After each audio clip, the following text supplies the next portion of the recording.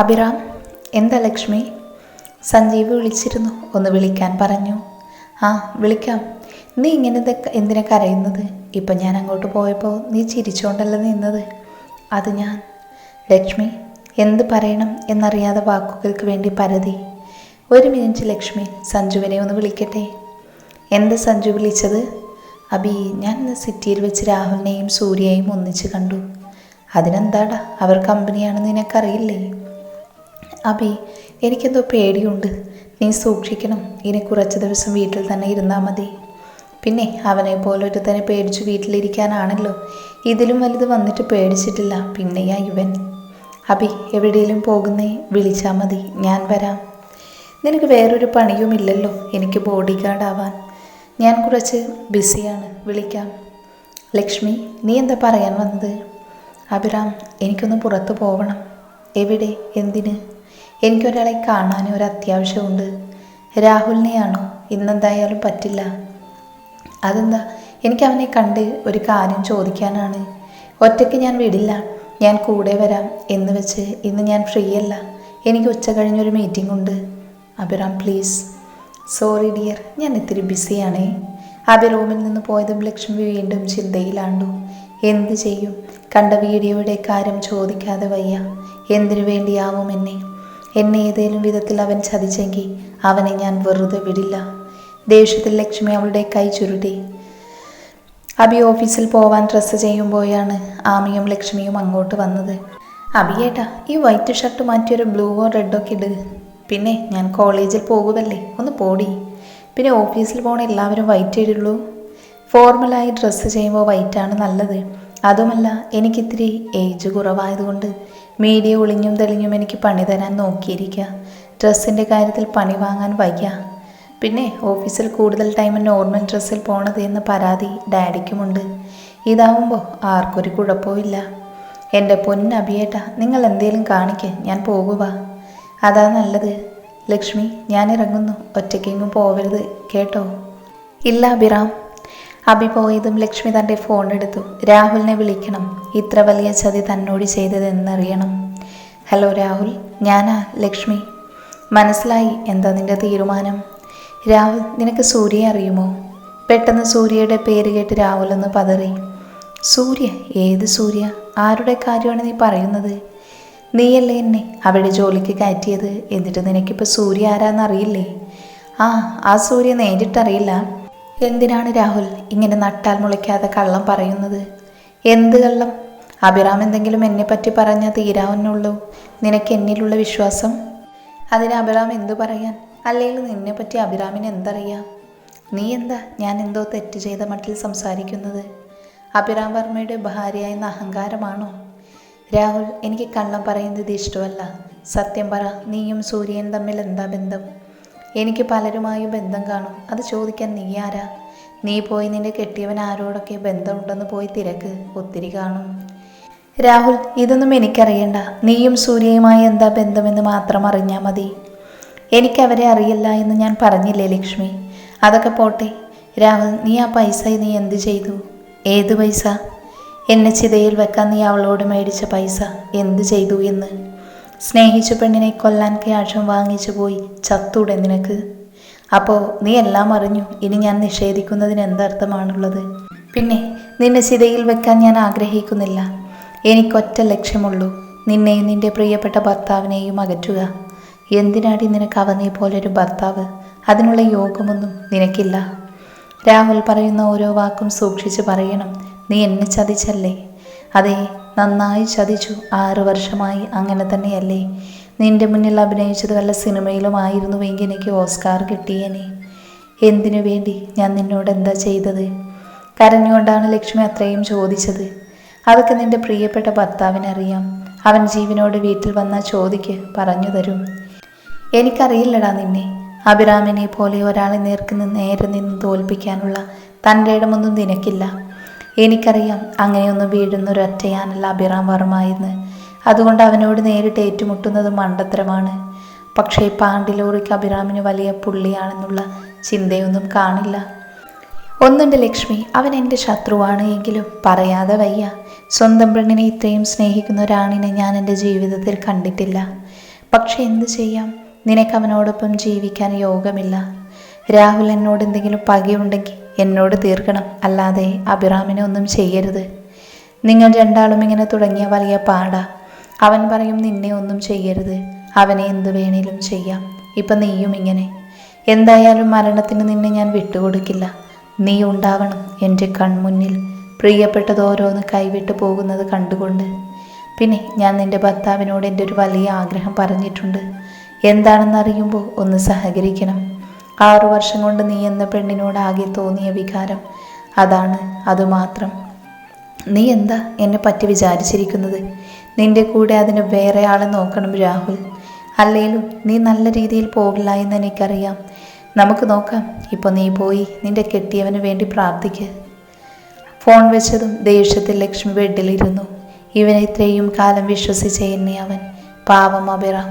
ഇതാവും അമ്മ പറഞ്ഞ അഭിറാമിനെ പറ്റിയുള്ള എൻ്റെ വലിയ തിരിച്ചറിവ്. പക്ഷേ എന്തിനാവും അവനെല്ലാം അഭിറാമിനറിയാം. പക്ഷേ പാവം കണ്ണാടിക്ക് മുന്നിൽ ചെന്ന് അവൾ നിന്നു. തൻ്റെ പ്രതിബിംബം തന്നെ കളിയാക്കുന്നത് പോലെ അവൾക്ക് തോന്നി. ഒഴിഞ്ഞുകിടക്കുന്ന അവളുടെ സീമന്തരേഖയിൽ സങ്കടത്തിലും അതിലുപരി കുറ്റബോധത്തിലും നോക്കി. മുന്നിലിരുന്ന സിന്ദൂര ചെപ്പിൽ നിന്നൊരു നുള്ളു സിന്ദൂരമെടുത്ത് അവൾ സീമന്തരേഖ ചുവന്നപ്പോൾ ഇതുവരെ ഇല്ലാത്ത നിർവൃതിയിൽ അവൾ തൻ്റെ കണ്ണുകൾ ഇറുക്കിയടച്ചു. ടെൻഷനടിച്ച് നടക്കുന്ന രാഹുലിൻ്റെ മുന്നിലേക്ക് സൂര്യ നടന്നു വന്നു. എന്താ രാഹുൽ, എന്തുപറ്റി? സൂര്യ, ലക്ഷ്മി അവളെല്ലാം അറിഞ്ഞു. നിന്നോട് ആര് പറഞ്ഞു അവളോടെല്ലാം വെട്ടിത്തുറന്ന് പറയാൻ? അതെനിക്ക് ദേഷ്യം വന്നപ്പോൾ. എന്താ പ്രതികരിക്കണം? കരച്ചിലാണോ? ആര്, ലക്ഷ്മിയോ? കരയാനോ? മുടിഞ്ഞ മനക്കട്ടിയാണവൾക്ക്. ഇപ്പോൾ അവളെ ചതിച്ച് എന്നെ കൊല്ലാനുള്ള പകയാവും ആ മനസ്സിൽ. അത് നീ പറയണ്ട. സ്നേഹിക്കുന്ന പുരുഷൻ ചതിച്ച് ആരുടെയാണെങ്കിലും മനസ്സ് പതറും. ഓരോ തവണ അഭിറാമിനെ കാണുമ്പോൾ അവനിൽ നിന്ന് ഞാൻ സ്നേഹത്തിലൊരു നോട്ടം പ്രതീക്ഷിക്കും. എവിടെ, അവൻ ശ്രദ്ധിക്കുക പോലുമില്ല. ആ നിമിഷം ഞാൻ അനുഭവിക്കുന്ന സങ്കടം നിനക്കറിയില്ല. സൂര്യ, നിന്റെ ഏറ്റവും വലിയ ദുഃഖം പ്രേമമാണ്. അത് കിട്ടാത്ത സങ്കടമുള്ളൂ നിനക്ക്. പക്ഷേ ലക്ഷ്മി, അവൾ അങ്ങനെയല്ല. അമ്മയുടെ മരണം, ചെറിയമ്മയുടെ ഉപദ്രവം എല്ലാം കൂടി അതിജീവിച്ച ലക്ഷ്മി വളർന്നത് അവളുടെ മനസ്സ് വെറും കല്ലല്ല, കരിങ്കല്ലാണ്. എന്തായാലും നീ നല്ല അസ്സല് മണ്ടനാണ് രാഹുൽ. അതെ, ഞാനൊരു മണ്ടനാണ്. നിന്നെ പോലൊരു പ്രേമരോഗിയെ ഒപ്പം കൂട്ടിയ ഞാൻ മണ്ടൻ തന്നെയാ. അഭിറാം എന്ന പേര് എഴുതി വെച്ചാൽ മതി, പിന്നെ നീ അവിടുന്ന് മാറില്ലല്ലോ. അതെ, എനിക്ക് അവനോട് മുടിഞ്ഞ പ്രേമമാണ്. കല്യാണം കഴിഞ്ഞാലും അവർ ഒന്നിക്കില്ല എന്നെൻ്റെ വലിയ സ്വപ്നത്തിലാണ് നീ ഇപ്പോഴും ആണിയടിച്ചത്. ഇനി 10 മാസം കഴിഞ്ഞൊരു അരഞ്ഞാൻ വാങ്ങിയാൽ മതി കൊച്ചിന് കെട്ടാൻ. എൻ്റെ സൂര്യ, നീ ഒന്നടങ്ങ്. അവർ തമ്മിൽ അങ്ങനെയൊന്നുമില്ല. ലക്ഷ്മി, എനിക്കറിയാം. അതിലും നല്ലതുപോലെ അഭിറാമിനെയും. പിന്നെ നിന്നോട് അനുവാദം ചോദിച്ചിട്ടാണല്ലോ. ഒന്ന് പോടാ. ഇന്നലെ വരെയല്ലേ, ഇന്ന് തൊട്ട് എങ്ങനെയെന്ന് ചിന്തിക്കൂ. നിന്നോടുള്ള സ്നേഹം കൊണ്ടൊരു പക്ഷേ ലക്ഷ്മി അഭിയെ അകറ്റി നിർത്തി കാണും. ഇന്ന് തൊട്ട് നീ വില്ലനും അവൻ നായകനുമാണ്. നിനക്കറിയുമോ എൻ്റെ എത്ര കാലമായുള്ള ആഗ്രഹമാണെന്നോ അഭിറാം? പോയി, എല്ലാം കയ്യിൽ നിന്ന് പോയി. ഞാനാണും അവൻ പെണ്ണുമായിരുന്നുവെങ്കിൽ റേപ്പെങ്കിലും ചെയ്യാമായിരുന്നു. അവൻ പോയാൽ പോട്ടെ, നിനക്കെന്താ വേറെ ആരെയും കിട്ടില്ലേ? പോവാൻ പറ. അവൻ മാത്രമൊന്നുമല്ല ഈ ലോകത്താണ്. എല്ലാം കൊണ്ട് കുളാക്കിയിട്ട് അവൻ്റെ മുടിഞ്ഞ ഉപദേശം. നീ രാവിലെ കുടിക്കുന്ന ബ്ലാക്ക് കോഫിയും ബ്രാൻഡിയും ഒരേ കളറല്ലേ എന്ന് വെച്ച് ഡ്രിങ്ക്സ് കുടിക്കേണ്ട സമയത്ത് നീ കോഫി കുടിക്കുമോ? അതുപോലെയാണ് എനിക്ക് അഭിയിൽ നിന്ന് കിട്ടേണ്ടത്. അവനിൽ നിന്ന് തന്നെ കിട്ടണം. ഇതൊക്കെ ആരോട് പറയാൻ? നല്ലൊരുത്തിയെ കയ്യിൽ കിട്ടി, പക്ഷെ പ്രതികാരം എന്ന് പറഞ്ഞ് അവളെ കളഞ്ഞവനല്ലേ നീ? അതെ, എനിക്കെൻ്റെ പക തന്നെയായിരുന്നു വലുത്. കാരണം എൻ്റെ കൺമുന്നിൽ എൻ്റെ പെങ്ങൾ മാത്രമായിരുന്നു. നിനക്കറിയുമോ, ഹോസ്പിറ്റൽ കൊണ്ടു ചെല്ലുമ്പോൾ ആ ശരീരത്തിൽ ചോര പൊടിയാത്തൊരവയവവും പോലും ഉണ്ടായിരുന്നില്ല. ശരീരത്തിൽ ജീവനുണ്ടെന്ന് ഓർമ്മിപ്പിക്കാൻ ഒരു ഞരക്കം മാത്രം. അവൾ അതെല്ലാം അനുഭവിച്ചത് ലക്ഷ്മി ഒറ്റൊരുത്തി കാരണമാണ്. ഇഷ്ടമില്ലാത്ത പുരുഷൻ ശരീരത്തിൽ അമരുന്ന വേദന അവളും അറിയണം. ഇന്നു മുതൽ അവളുടെ മനസ്സിൽ ലക്ഷ്മി അഭിറാം വർമ്മയുടെ പെണ്ണ് മാത്രമാണ്. ഓരോ നിമിഷവും അവളുടെ മനസ്സും ശരീരവും ആഗ്രഹിക്കുക അവനെയാവും. എനിക്കറിയാം, അവളെ ഇനി അഭിറാമല്ലാതെ ആരാ ശരീരത്തിൽ തൊട്ടാലും ലക്ഷ്മി തകർന്ന് തരിപ്പണമാവും. അതിൽ നിന്നും രക്ഷപ്പെടാൻ ഒന്നെങ്കിൽ അവൾ മരിക്കും, അല്ലെങ്കിൽ അഭിറാമിൽ നിന്നും സ്വയം അകലും. ഇതിലെന്ത് നടന്നാലും അതെൻ്റെ വിജയമാണ്. നിന്റെ പ്ലാൻ എന്താ? ഞാനൊന്ന് പറയാം രാഹുൽ. നിനക്ക് ജയിക്കാൻ വേണ്ടി നീ എന്തും ചെയ്തോ. പക്ഷേ അബിയുടെ ദേഹത്തൊരു പോർലെങ്കിലും വീണ നിന്റെ മരണം എൻ്റെ കൈ കൊണ്ടാവും. നീ ഓർത്തോ? ഈ പ്രേമപിശാചെല്ലാം കുളമാക്കും. ഇവളെ കൊണ്ട് ഓരോന്നിനും ഇറങ്ങി എന്നെ പറഞ്ഞാൽ മതി. സൂര്യ പോയത് നോക്കി ദേഷ്യത്തിൽ രാഹുൽ നിന്നു. നിറഞ്ഞ കണ്ണുമായി ലക്ഷ്മി ബാൽക്കണിയിലിരുന്നു. ഇത്രയും കാലം കൂടെ ഒരുത്തൻ ചതിച്ചു. പക്ഷേ മനസ്സിലാക്കാൻ തനിക്ക് പറ്റിയില്ല. ഓരോ നിമിഷവും അവൻ്റെ പഞ്ചാരവാക്കിലും സങ്കടത്തിലും താൻ വീണു. നിറഞ്ഞു വന്ന കണ്ണുനീർ തുടച്ച് താൻ എന്തിനാ കരയുന്നത്? രാഹുൽ ഒരു ചതിയനാണെന്ന് അറിഞ്ഞത് കൊണ്ടാണോ? അതോ അഭിറാം എന്ന സത്യം തനിക്ക് മുന്നിൽ തുറക്കപ്പെട്ടു എന്നുള്ളത് കൊണ്ടാണോ? ഒരു വേള ആ കണ്ണുനീരിന് സന്തോഷവും സങ്കടവുമുണ്ട്. ലക്ഷ്മി മുറിയിൽ ചെന്ന് തൻ്റെ ഫോൺ എടുത്തു. ഇപ്പം തനിക്ക് ആവശ്യം അഭിറാമിൻ്റെ ശബ്ദമെങ്കിലും തരുന്ന സാമീപ്യവും സ്നേഹവുമാണ്. പക്ഷേ നമ്പർ അറിയാതെ എങ്ങനെ വിളിക്കും? ഒരു വഴിയുണ്ട്, ആമി. ലക്ഷ്മി മുറിയിൽ ചെന്നപ്പോൾ ആമി ഫോണും കുത്തിപ്പിടിച്ച് ബെഡിലിരിപ്പുണ്ട്. ആമി, എന്താ ചേച്ചി? ആമി, ആ ഫോണൊന്ന് തരുമോ? തരാം. എന്തിനാ ചേച്ചി? അത് അഭിറാമിനെ ഒന്ന് വിളിക്കാൻ. ചേച്ചിയുടെ ഫോൺ ഇവിടെ, അത് ചാർജിലാണ്. ആണോ? എങ്കിലിന്നാ.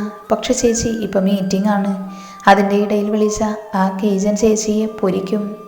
അത് സാരമില്ല. ചേച്ചിയുടെ ചെവിക്ക് കുഴപ്പമില്ലെങ്കിൽ പിന്നെ എനിക്കെന്താ?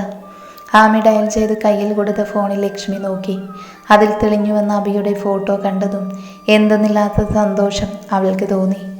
ഫോൺ ചെവിയിൽ വെച്ചതും മറുതലയ്ക്കിൽ നിന്ന് അലർച്ചയായിരുന്നു. ആമി, നിന്നോട് ഞാൻ പലതവണ പറഞ്ഞിട്ടുണ്ട് എന്നെ ഇടയ്ക്ക് വിളിച്ച് ശല്യപ്പെടുത്തരുതെന്ന്. ഞാൻ എന്തിവിടെ കളിക്കാനിരിക്കുവാണോ? അഭിറാം. ലക്ഷ്മിയുടെ ശബ്ദം കേട്ടതും അബി ഇത്തിരി സൗണ്ട് കുറച്ചു. എന്താ ലക്ഷ്മി? അത് അഭിറാം, ഞാൻ ചുമ്മാതെ. നിങ്ങൾ രണ്ടുപേരും കൂടെ എന്നെന്താ കളിയാക്കുന്നു? എനിക്ക് തീരെ സമയമില്ല. അല്ലെങ്കിൽ ഉണ്ടല്ലോ, ഫോൺ വെച്ചിട്ട് പൊക്കോ, ബാക്കി വന്നിട്ട്. ദേഷ്യത്തിലാണ് അവനത് പറഞ്ഞതെങ്കിലും ആ ശബ്ദം കേട്ടപ്പോൾ മനസ്സിലുണ്ടായ അനുഭൂതി അവൾക്ക് പുതിയതായിരുന്നു. ചേച്ചി, അഭിയേട്ടൻ ഒത്തിരി ദേഷ്യപ്പെട്ടോ? എൻ്റെ ആമി, എന്തൊരു സൗണ്ടാ! ചെവി അടിച്ചു പോയെന്നാ തോന്നുന്നേ. ഞാൻ പറഞ്ഞതല്ലേ വിളിക്കണ്ട എന്ന്. ദേഷ്യം വന്നാൽ പിന്നെ എന്താ പറയുക എന്നൊരു പിടിയുമില്ല. ഈ ആളാണ് വെള്ളരി പ്രാവിനെ വളർത്തുന്നത്. ഒരു ചിരിയോടെ ലക്ഷ്മി തിരിച്ചു റൂമിൽ വന്നു. ആ ശബ്ദം മനസ്സിലുണ്ടാക്കിയ കുളിർമ എന്തായിരുന്നു! അത് ഇതുവരെ ഉണ്ടായിരുന്ന മനസ്സിലെ സങ്കടം അലിഞ്ഞില്ലാതായ പോലെ. ഇതുവരെ തനിക്ക് രാഹുലിനോടുണ്ടെന്ന് കരുതിയതല്ല യഥാർത്ഥ പ്രണയം. വരേണ്ട സമയം കഴിഞ്ഞിട്ടും അഭിറാം വരാത്തത് കൊണ്ട് ലക്ഷ്മി നല്ല ടെൻഷനിലായിരുന്നു. അതിലുപരി രാഹുൽ പറഞ്ഞ ഓരോ വാക്കും അവൾക്ക് മനസ്സിൽ ഭീതി വളർത്തി. മോളെ. രാജയുടെ വിളി കേട്ട് അങ്ങോട്ട് നോക്കി. എന്താ അമ്മേ? അഭി വിളിച്ചോ? ഇല്ല. എന്താ അമ്മേ? അവൻ്റെ ഫോണ് കിട്ടുന്നില്ല. ഗിരിയേട്ടൻ വന്നിട്ട് ഒത്തിരി നേരമായി. സഞ്ജീവ് അങ്ങോട്ട് പോയോ? ഞാൻ സഞ്ജുവിനെ വിളിച്ചു, ചെന്നില്ല എന്നാ പറഞ്ഞത്. ഞാൻ വിളിച്ചു നോക്കാം അമ്മേ. അവർ പോയതും പേടിയോടെ ലക്ഷ്മി ബെഡിലിരുന്നു. നിന്റെ പുറകെ ഒരാൾ കാലനെ പോലെ എന്ന് സഞ്ജീവ് പറഞ്ഞത് രാഹുലിനെ ആവും. പേടിയോടെ ശരീരത്തിന് വല്ലാത്ത തളർച്ചയും അനുഭവപ്പെടുന്ന പോലെ അവൾക്ക് തോന്നി. കാൽ പെരുമാറ്റം കേട്ട് തല ഉയർത്തി നോക്കി അവൾക്ക് ഇട്ടിരുന്ന വെള്ള ഷർട്ടിൽ മുഴുവൻ ചോരയുമായി കയറി വന്ന അബിയെ കണ്ട് സ്വപ്നനാഴിയും തളരുന്നത് പോലെ തോന്നി. അവനെ കണ്ടതോ അബിയേട്ട എന്ന വിളിയോടെ അവൾ ഓടിച്ചെന്ന് കെട്ടിപ്പിടിച്ചു. എന്താ ലക്ഷ്മി, എന്തു പറ്റി നിനക്ക്? അത് ഞാൻ അബിയേട്ടനെ കാണാതായപ്പോൾ ഒത്തിരി പേടിച്ചു. അതാണോ? ഞാൻ ഇങ്ങോട്ട് വന്നപ്പോൾ ഒരു ആക്സിഡൻറ്റ്. പറഞ്ഞു തീരും മുന്നേ ലക്ഷ്മിയുടെ ചുണ്ടുകൾ അബിയുടെ കവിളിൽ പതിച്ചു. തൻ്റെ മുഖം മുഴുവൻ ഉമ്മകൾ കൊണ്ട് മൂടുന്ന ലക്ഷ്മിക്ക് എന്താ പെട്ടെന്ന് സംഭവിച്ചത് എന്നറിയാതെ അബി പകച്ചു നിന്നു.